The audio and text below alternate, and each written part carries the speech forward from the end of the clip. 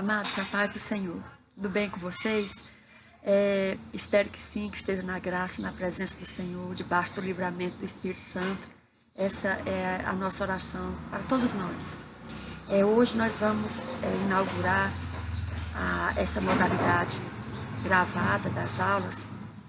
De antemão, já peço perdão para os irmãos de algum barulho de carro, cachorro latindo, porque eu estou gravando, como vocês percebem, aqui da minha casa, né? Tudo muito assim, nada profissional, que muito amador, a gente está aprendendo, né? Por conta dessas circunstâncias, e a gente está se adaptando a essa nova modalidade, digamos assim, até mesmo de vida.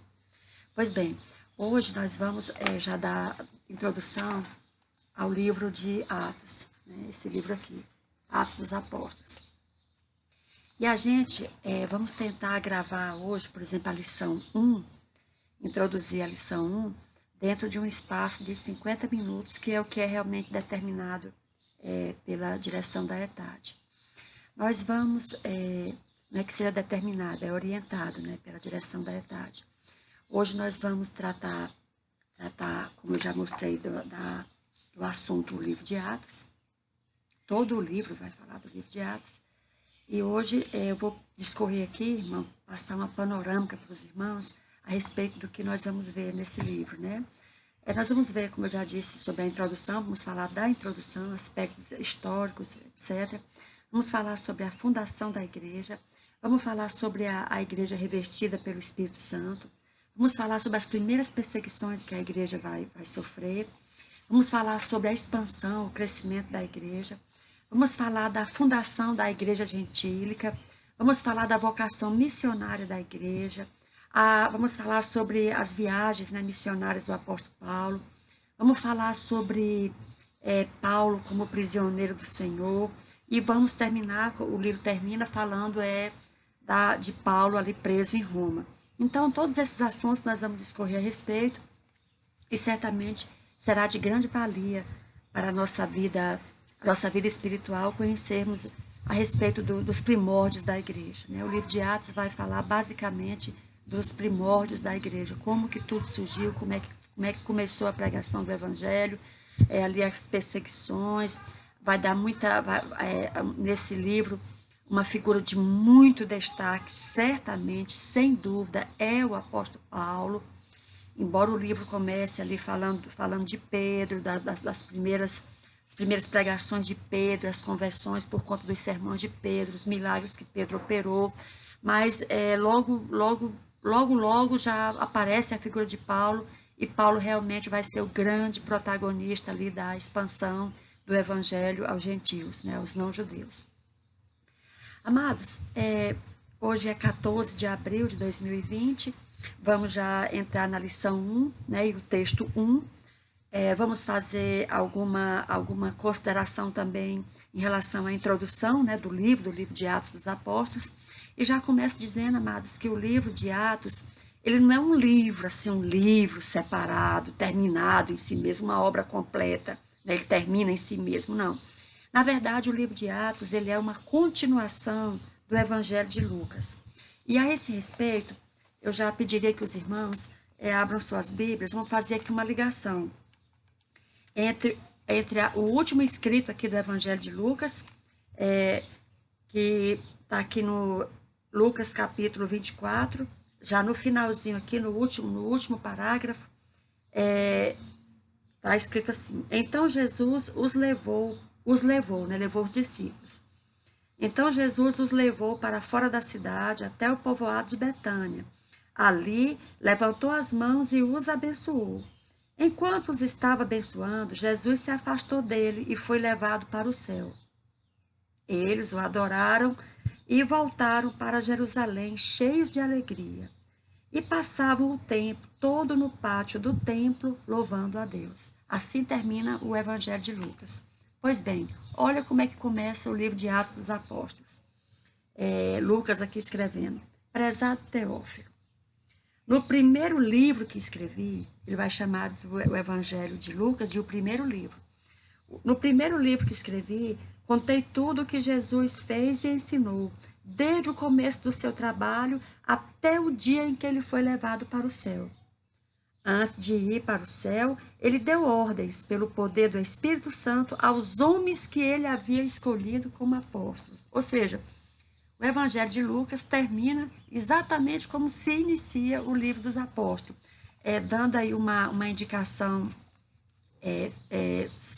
certeira de que o livro de Atos é uma continuação do Evangelho de Lucas. Os escritos do livro de Lucas, eles são destinados a cumprir um propósito geral, né? Qual seria o propósito geral do livro de Atos, né? Do livro de Atos, qual é o propósito geral do livro de Atos dos Apóstolos? Ele vai ter realmente esse propósito de confirmar a fé pessoal e também de formar um registro histórico, né, a respeito da revelação de Deus em Cristo Jesus. Até hoje, ainda alguns, sem nenhum motivo, questionam a existência do Jesus histórico, mas isso vai ficar demonstrado no decorrer desse livro, que não há dúvida nenhuma de que Jesus tenha realmente existido ali, viveu naqueles tempos da Palestina. Historicamente falando, está mais do que provado. Então, é ponto pacífico, embora nós saibamos que detratores, né, da fé cristã costumam procurar, querer achar pelo em ovo. Mas a verdade é que a historicidade da igreja ela foi atestada pelas mais diversas fontes, como os irmãos vão verificar no decorrer do livro que nós estaremos estudando.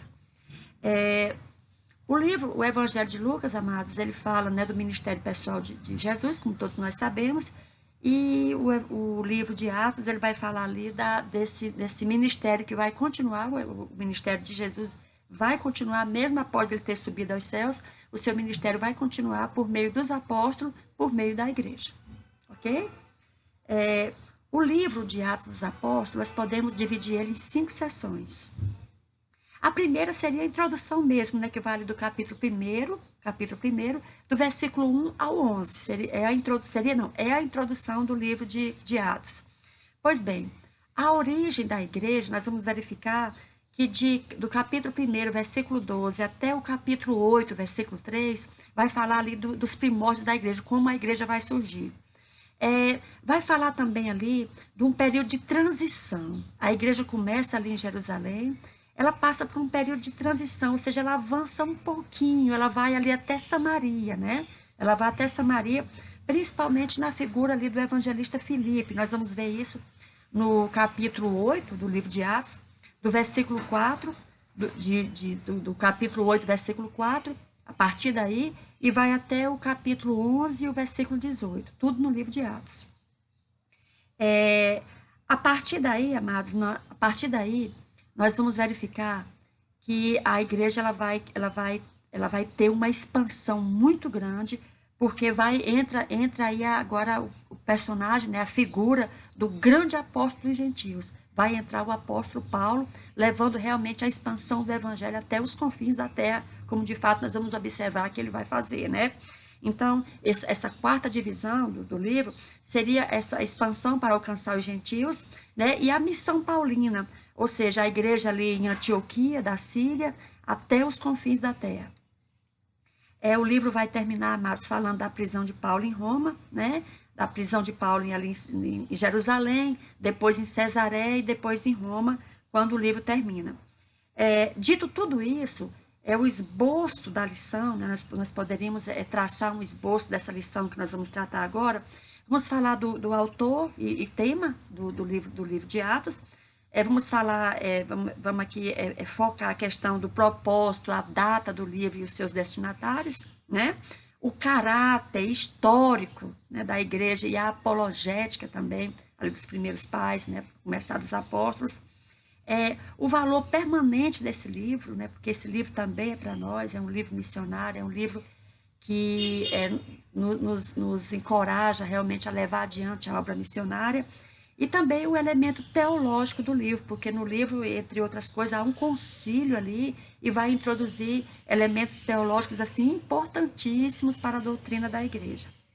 Pois bem, amados, Dito tudo isso, né, o autor do livro, sem sombra de dúvida, e nós vamos